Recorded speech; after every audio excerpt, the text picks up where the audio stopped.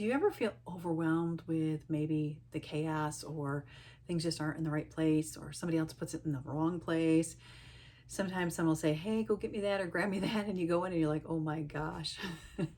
When we moved into our newer home this past year, we were finding things and not finding things, and it was just kind of a little bit of chaotic. So what happened was we had a drawer full of silverware, and I couldn't find the little utensil holder that goes into the drawer. And we had bought so many things twice because we couldn't find things because the house was just in disarray. You know, when you move into a place and there were things here, things there, and it was like I couldn't find the darn utensil holder. And I go, I am not buying one more thing. I was like really like, just set on it because I was like, we keep buying things. We keep getting double of this and double of that. We can't find a hammer. We can't find the nails. We can't find all this stuff. It's like, so it just got to be where we were spending so much money on buying things. So I was like really dug my heels and I go, I don't care what this drawer looks like. And I do have a before and after. And it was so funny to look at this. It was like a couple months at least.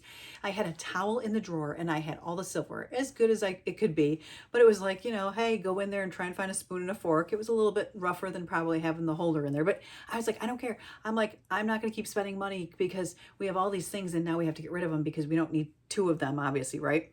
But there was also, just keeping everything kind of organized because it just makes things so much smoother and easier. When I was at my mother-in-law's house, she had asked me to go get her a brief, and I went into the other room to find the brief, and this room has so much clutter, so much stuff. And I went over there and I was like, I couldn't find the briefs. I couldn't find the bag of briefs.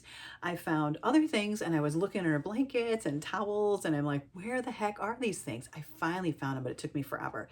But again, it's just that organization and having that organization to make everything the flow right. So how to get better organized with overwhelm. It's all about just making things, kind of tidied up, one place to find the information you're looking for, or the shoes you're looking for, or the utensils you're looking for. Whatever it is, just make sure there's one spot. You keep it in the same spot every time. How many times at home do you put something somewhere and maybe your husband or somebody else puts it in the wrong place and you're like, where the heck is this, right? Or you have your glasses on your head and you don't realize that you're looking for them, or your cell phone to your ear and you don't realize that you're looking for it. Happens all the time, right? We got to laugh about this stuff. But organization really helps. So finding one place to put the information is really important so you can find it easier. And ordering things, just have an order to things so that they can be done at certain times of the day. So certain things like breakfast, lunch, dinner, or mom goes for a walk this day, or she likes to go grocery shopping this day at certain times. Just having that order makes everything so much easier and smoother in the house when you kind of follow that order. And open communication. Talk to your loved one. Talk to maybe your mom or your dad or your husband or spouse or your kids or whoever you're trying to communicate with, because maybe somebody else is going over to the house, or you just want to keep those lines of communication for the clarity and the calm for everybody.